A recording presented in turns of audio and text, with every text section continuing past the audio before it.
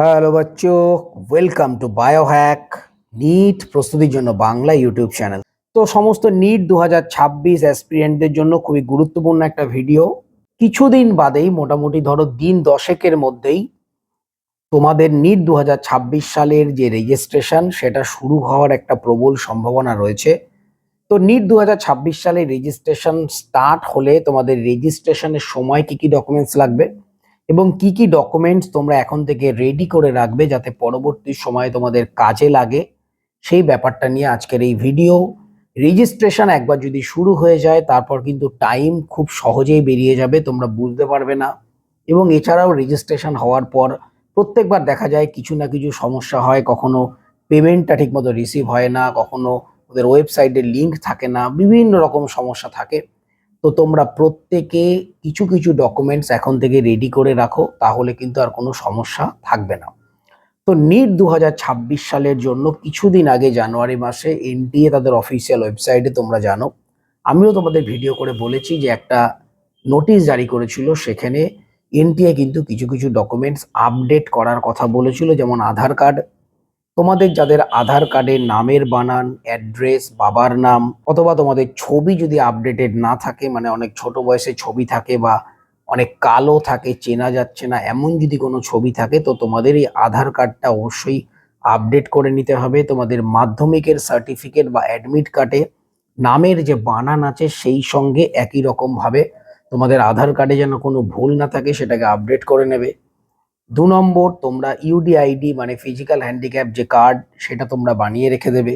3 নম্বর, তোমাদের যে category certificate সেটাকেও তোমরা আপডেট করাবে যদি প্রয়োজন হয়। এসসি এসটিদের জন্য ক্যাটাগরি সার্টিফিকেট একবার বানালেই হয়ে যায়, আমাদের ওয়েস্ট বেঙ্গলে লাইফ টাইম ভ্যালিডিটি থাকে। কিন্তু ইডাব্লিউএস বলো বা ওবিসি নন ক্রিমি লেয়ার বা কিছু কিছু ক্ষেত্রে ওবিসির ক্ষেত্রেও নির্দিষ্ট টাইম অন্তর ওগুলো ভ্যালিডিটি শেষ হয়ে যায়, ওগুলো রিনিউ করতে হয়। তো তোমাদের প্রপার ভ্যালিড যে ক্যাটাগরি সার্টিফিকেট সেটা কিন্তু তৈরি রাখতে হবে, আগে থেকে এগুলো করে নেবে, কারণ এগুলো চেঞ্জ করতে যথেষ্ট সময় লাগে। তো এই ব্যাপারগুলো তোমাদের আগেই বলা হয়েছিল, তো তোমরা আশা করি সেগুলো করে নিয়েছো। যদি না করে থাকো তাহলে অবশ্যই যত তাড়াতাড়ি সম্ভব এগুলোকে তোমরা ঠিক করে নাও।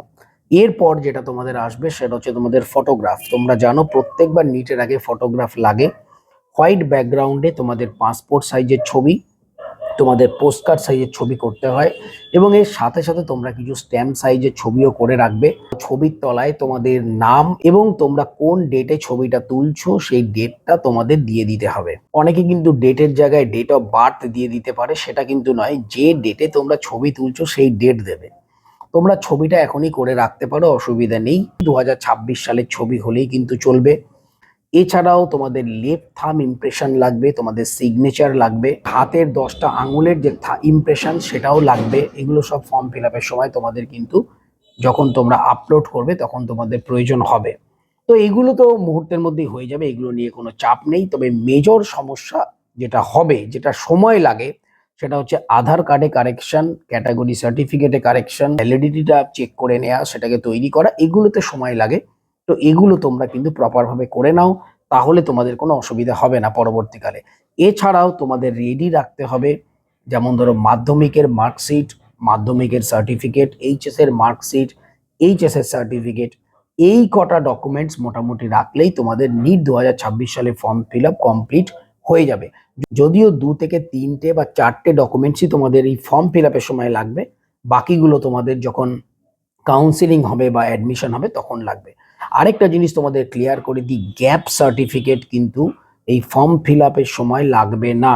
গ্যাপ সার্টিফিকেট তোমাদের অ্যাডমিশনের সময় লাগবে। তোমরা যখন কাউন্সিলিং করার পর তোমরা যখন কোনো কলেজ পাবে, সেই কলেজে অ্যাডমিশন এবং তোমাদের যে ইউনিভার্সিটি রেজিস্ট্রেশন, তখন তোমাদের গ্যাপ সার্টিফিকেট লাগবে। তো গ্যাপ সার্টিফিকেট নিয়ে এই মুহূর্তে চিন্তিত হওয়ার কোনো কারণ নেই।